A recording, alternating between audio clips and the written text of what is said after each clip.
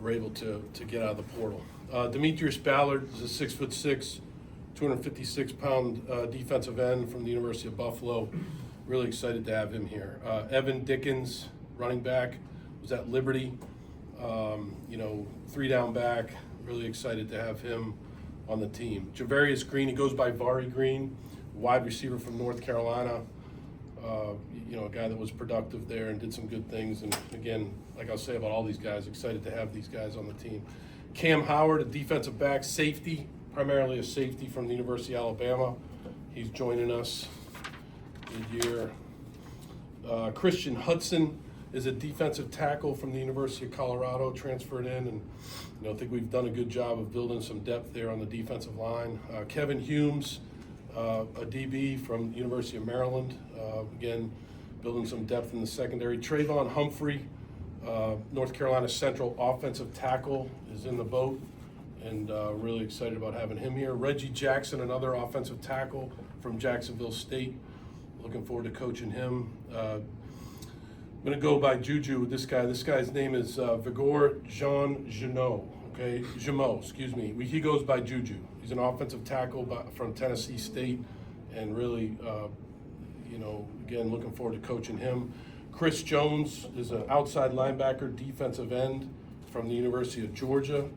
Excited about having him on board. Chandler Jordan is a defensive back. He's a corner and a safety from Georgia State. This would be a great addition to our secondary. Bodie Cahoon is a linebacker from Notre Dame. Again, another real good addition to the linebacker core. Cam Kosman is a tight end from the University of Florida. Looking forward to having him here for the offseason and in the spring and get going with him. Bryce LaFollette is a punter from Chesapeake, Maryland, and he came to us from Towson State. Mason McKenzie is a quarterback from Saginaw Valley State. Justin Medlock is a linebacker from SMU that just joined us today. Janai Norwood is an offensive lineman from the University of North Carolina, just joined us today. John Owens is a long snapper, really good long snapper from Holy Cross, be a grad transfer. He'll be with us, and he won't be with us until June because he's going to graduate from Holy Cross. Anthony Pilano is an inside linebacker from Washington State, and he's been here for about a week now. Christian Phillips just joined us today as an offensive guard. He can also play tackle from Michigan State. Nolan Ray is a running back from the University of Maryland. KJ Sampson is a defensive tackle from Florida State. He can also play defensive end. Owen Snively just arrived here today, is an offensive line interior guy from Eastern Michigan. Excited about having him on board. All these guys, excited about all these guys. Reed Swanson is a 6'6" wide receiver from Colgate. Was very productive, had 78 catches in the Patriot League, and looking forward to having him on board. Jackson Wade is a slot receiver from the University of Florida. He's been here for about a week. Grayson Wilson is a quarterback from Arkansas. Been here for about a week. Landon Wright just got here today, or maybe 2 days ago. I know he took a red eye from Fresno to Boston. Pretty interesting journey. He's coming to us from Washington State. He's a wide receiver. That's Landon Wright. The mid-year freshmen that are with us now, I think there's 8 of them.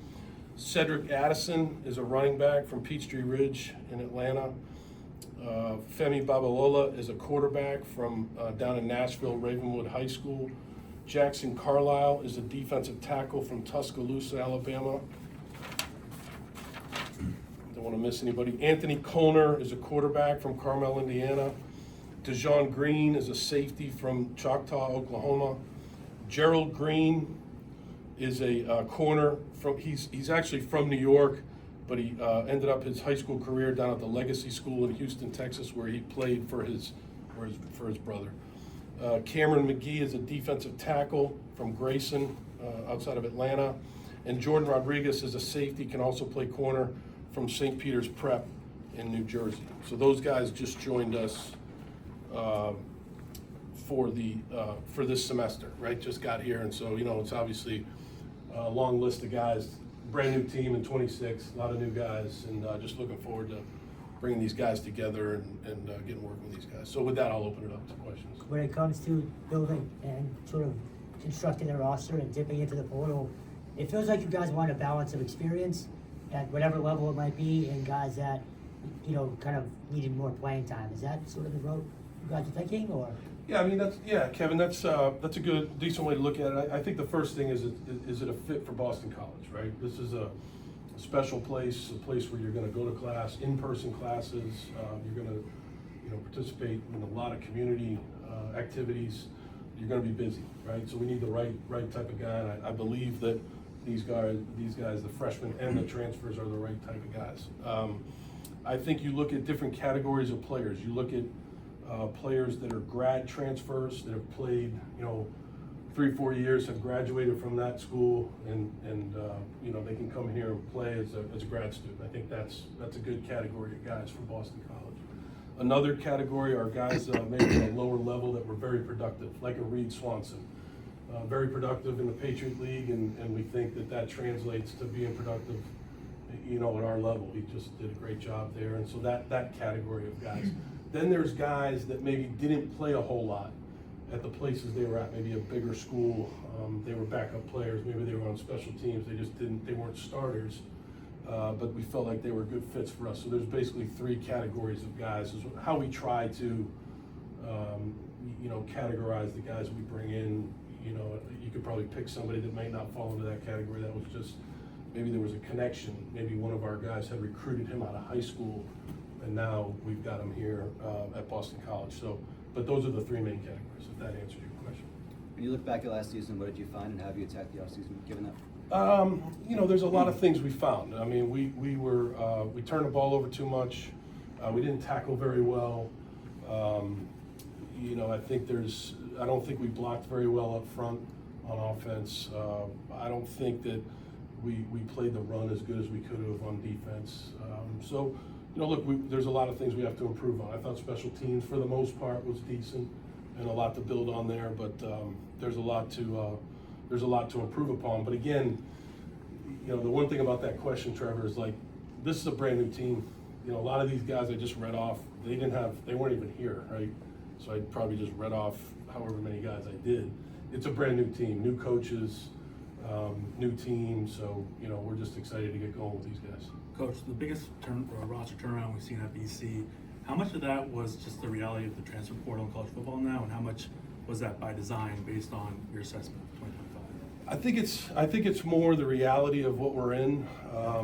Some guys decided to leave, and I wish all those guys the best. There was not one guy that left that was, what you would say is a bad departure, right? We had good conversations with all those guys. Wish them the best, but at the end of the day, they decided to leave. We had to replace them. You're either going to replace them with, some mid-year freshmen, or obviously go into the portal and try to do the best you can to get some help out, some reinforcements out of the portal. So I think it was more of a necessity relative to where we were at when the season ended. Coach, could you help educate me? I know BC announced they're going full share money-wise Right. for the portal. Right. I'm trying to clarify and get a reading. How much money did you have to work with football alone compared to the other sports? Yeah, I don't really want to get into, that's probably a question for somebody above me. I'm not trying to avoid the question. I'm the football coach. It just helps the fans know. No, I totally get it. We are participating in rev share, definitely more than we've had in the past.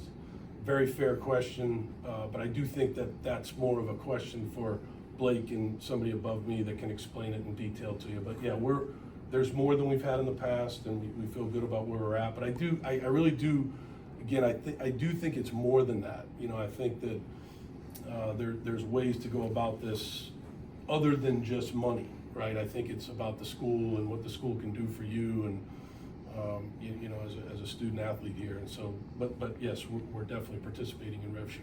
Just on Kenyatta Watson, just what kind of impact has he had on the portal, and how have his connections helped land transfers? Yeah, Kenyatta's been great. He's done a really good job of, he knows a lot of people because he's been in this business for a long time. In college football, but also what he did relative to Under Armour and all that. So like, he's been around, and he knows high school coaches, I would say, in every state. He knows prospects and guys that he's recruited over many, many years in every single state. So he's able to connect. He knows parents. He knows, the coaches, the people that are responsible for these guys. So the connections that he brings are invaluable. He does a great job. And the other thing about Kenyatta, he's like a very positive guy. He just believes in Boston College. He believes that it can be done here, and he wanted to be here. I mean, he left Auburn to come here, and they didn't want him to leave. And so, it's just great having him here. He brings a very positive attitude. The other guy I need to mention is Julian Rowe Cohen. Julian Rowe Cohen did an amazing job too with Kenyatta. I would say Julian's the assistant general manager. He does a great job of bringing people in, the logistics behind it, all of that. I think there's other people that need to, when it comes to the portal, because this might be a long press conference, because I'll tell you exactly, not going to the rev share as much, but just the process of how this works in the portal. These kids, it's like speed dating. They come in, it's a 24, maybe a 36-hour deal. You got to get flights. They're bringing their parents in, or families, or some of them brought the coaches with their coach with them, or something like that. So it's like it's a team effort. So it's Kenyatta, it's Julian, but then it's Brittany Pearson, who's behind you right here, amazing. And then it's Jackson McSherry, it's Andrew Schatz. Then they have to get them registered. They all have to get them registered for school, because school started last Monday. Maggie Barden, all of these people are involved in the transition. Obviously the coaches, but it's a very, very involved process that happens quickly, if that makes sense. So, but yeah, Kenyatta definitely did an awesome job of leading the charge. Yeah, Coach, you got two extremely productive ball carriers coming in with Mason and then Evan.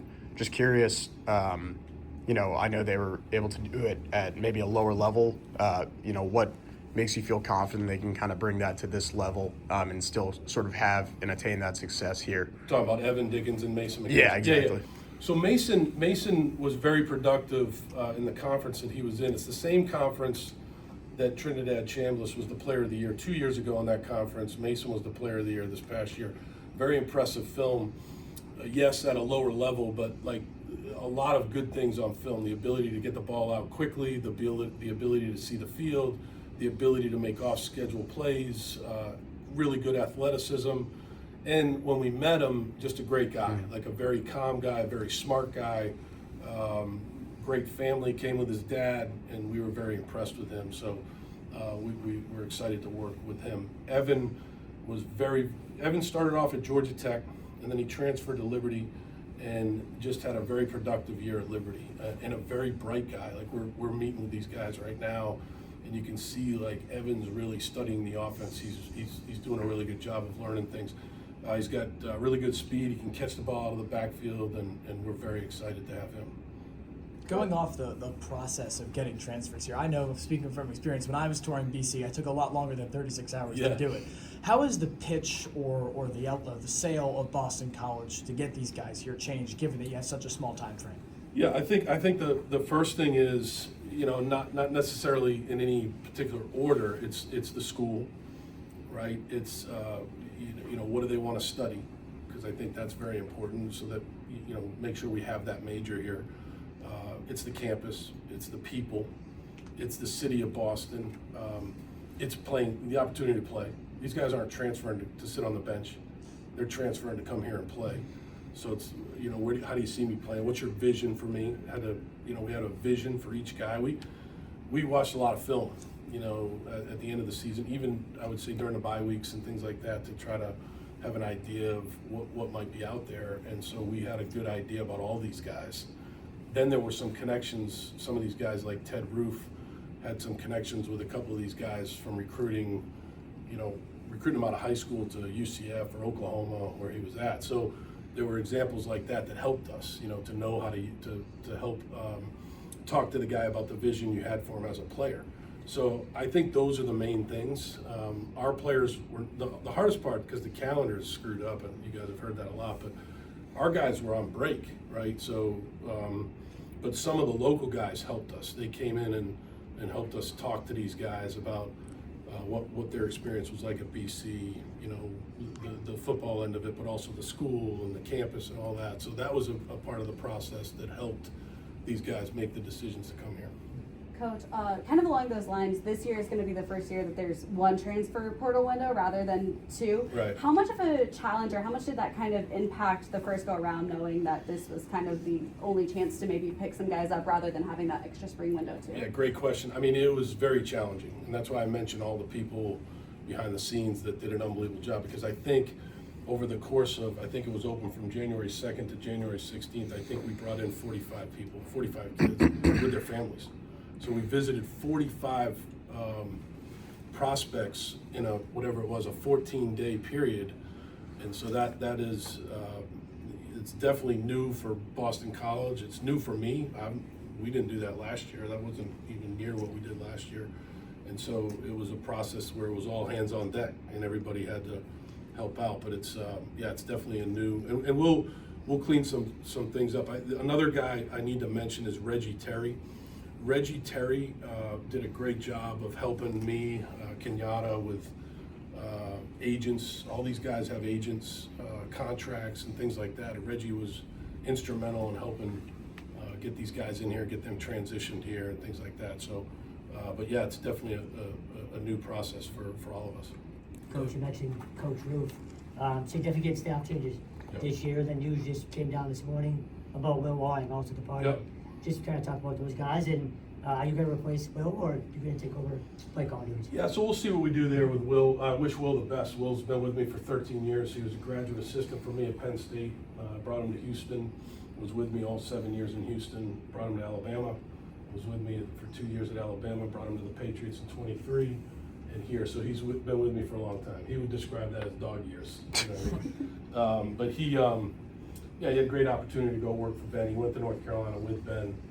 And then, you know, obviously the Bears are doing a great job. So we wish him the best. We hired Ted Roof as a defensive coordinator. This is my 4th stint with Ted. You guys are going to like him a lot. He's a great guy. He's really good with the players. Got a lot of great experience. He knows how to coach the defense. He was a great player at Georgia Tech, and he's been around a lot of great players, and he knows how to scheme it up. Joe Daly was with us this last year kind of as a consultant. He'll be the wide receiver coach. He's an excellent coach. Really looking forward to working with him. Kurt Anderson is our new offensive line coach. Very excited to work with him. He worked with Doug Marrone in Buffalo. Doug recommended him, thought he did a great job for him. Then he worked at Northwestern. He worked at Arkansas. And he's done a really good job of developing players. Skronsky, the guard for the Titans, Rashawn Slater, the tackle for the Chargers, Frank Ragnow, he's coached some really good players. He was very impressive in his interview. Played at Michigan, was a great player at Michigan, and so very fired up about working with him. Very good job. Did a great job in his interview. So. And just for you personally, the loss of Bergentarian, what did that mean? Yeah, look, Bears did an awesome job for us, and we wish. Obviously, we wish Bears the best. There were just some things that we had to do, and he wanted to do in his life and his career. But yeah, Bears is awesome. We can't say enough great things about Bears. He's a special guy, and we're going to miss him. You talked a lot about guys coming and going, but when a guy like KP Price stays, how gratifying is that? That was good. Yeah, that was good. It was good. Because we felt like having KP back, who's a captain, a productive player, like that was something that. We really wanted to try to retain him when we were able to do that. We couldn't retain everybody. That's the other thing about this, the whole era that we're in is that you can't retain everybody. You just can't pay everybody. So you have to do the best job you can of wishing those guys the best that did leave. But getting a guy like KP back is awesome. Coach, does it motivate you last night watching the national championship? Miami, fellow ACC school in the game. Indiana, a perennial bad program, now has emerged that like a program like Boston College can get up there and reach levels. Every program is different, but yeah, no, that was to watch that game and to know that, like you said, we're in the ACC with Miami. Miami did a great job, had an awesome year. Indiana, what they've done, I think everybody's different. Everybody's program's different. Everybody has their own challenges, their own strengths.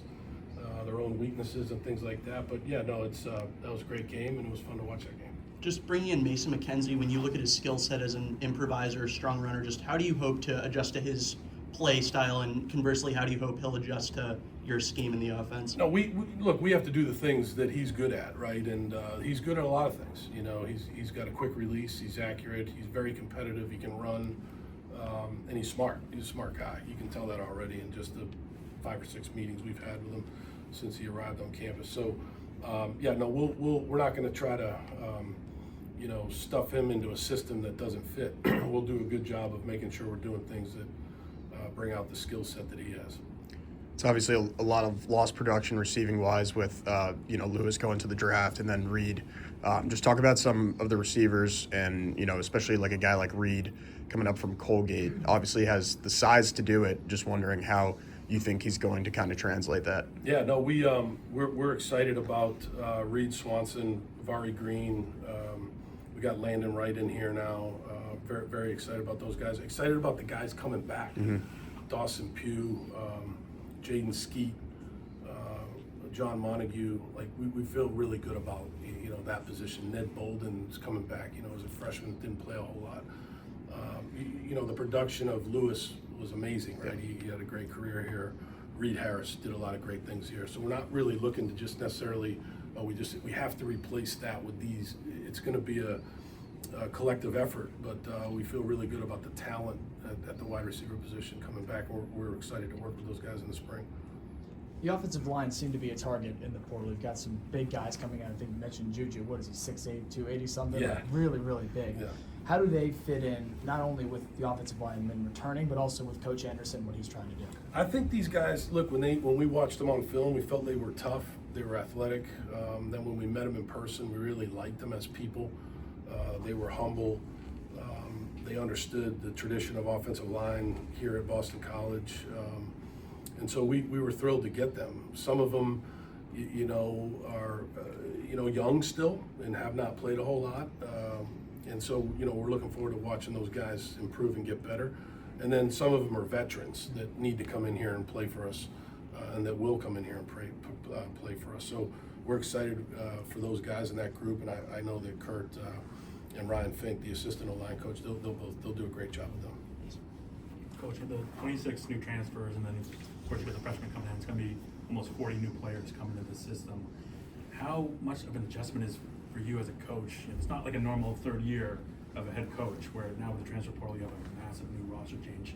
How much of an adjustment is that for you as a coach? Yeah, I think the big adjustment is just really diving in and getting to know these guys, connecting with these guys. I think, when you watch the teams that are winning, if you look at the game last night, that Indiana team is very connected. They know each other really well. They play for each other. I think that's a big deal of what we're trying to do right now. We had a team meeting this morning. It's our second team meeting. Just really getting to know guys. I think our player development group with Sean Guthrie and Maggie Barton, they'll do a great job of that, explaining to them what Boston College is all about, but also learning what they're all about. I think that's a big part of it. Before you start teaching them football, you got to really get to know the guys, and I think that's a big part of what we'll do this offseason. But it's a brand new team. Basically, I would say 50 to 60% of the team is brand new, so it is an adjustment in getting to know them. And just a quick question on the transfer portal. Do you see, we were talking about how it's like a speed dating.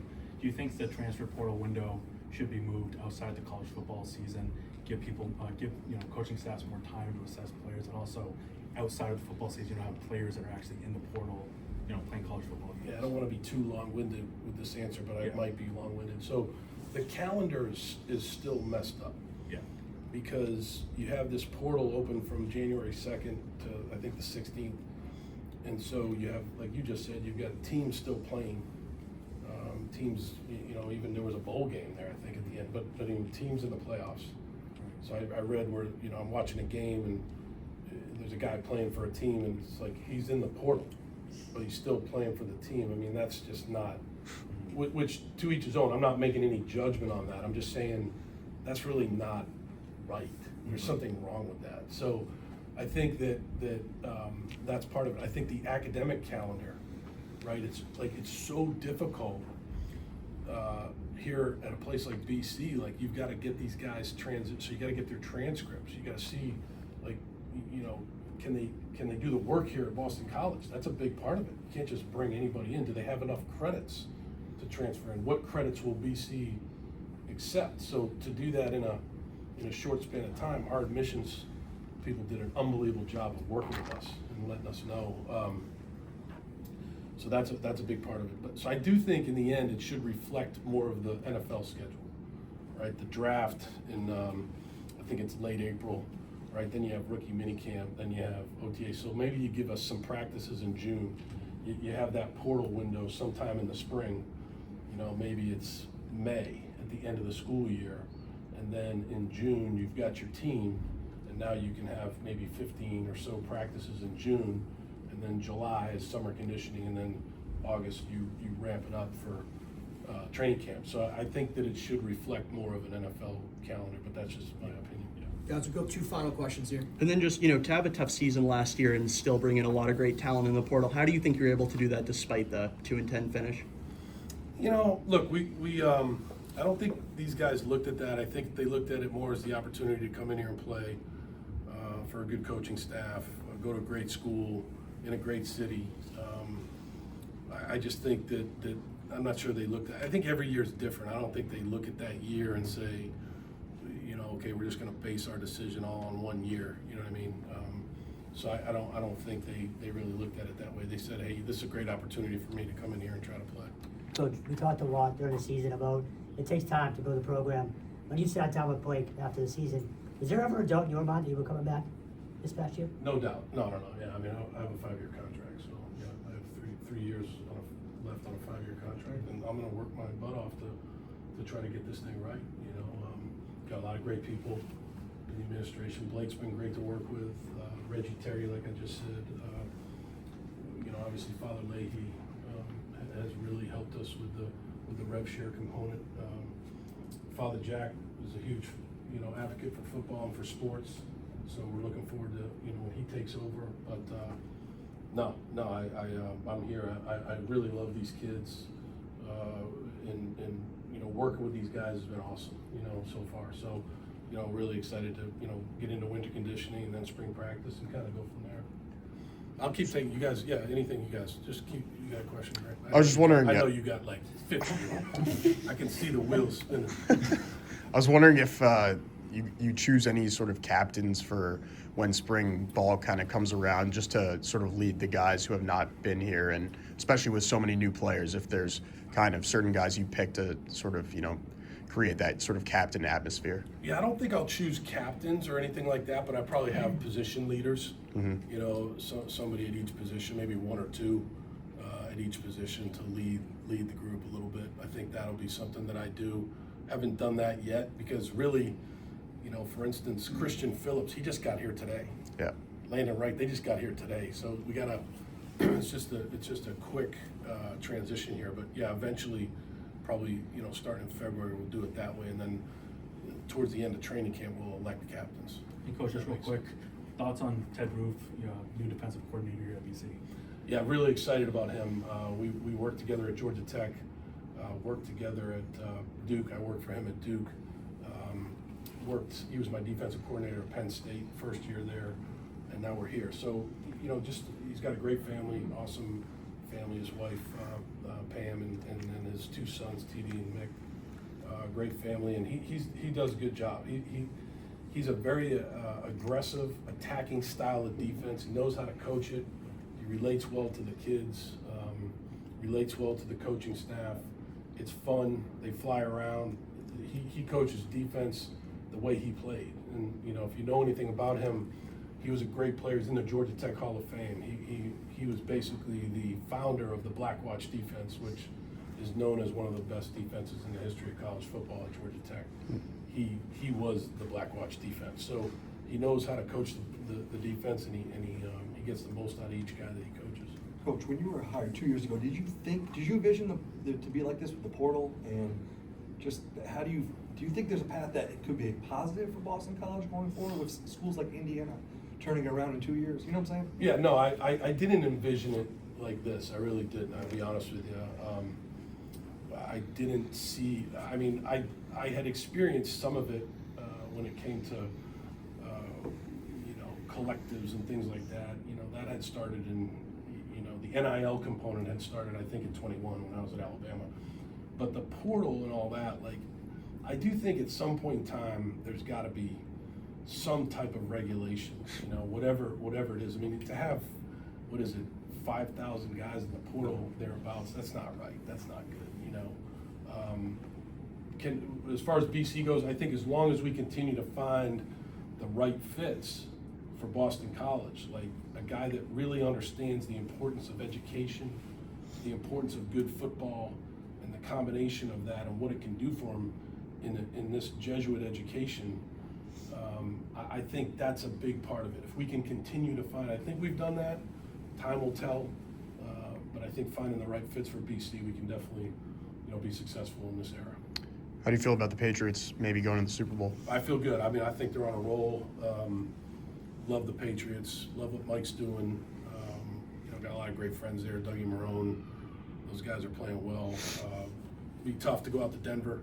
Denver's a hard place to play, but no, those guys, they're on a roll. They're hot. And when you get hot and you're playing well, they're playing really well on defense, doing some great things on defense, playing well on running the football on offense at the end of the game, things like that. So they're on the track. I don't want to put any pressure on them, but they're on the right track, no doubt about it. Along those lines, Tyler Rabel being here last year, do you expect him to be back in a different role or same thing? Yeah, I'm not sure yet.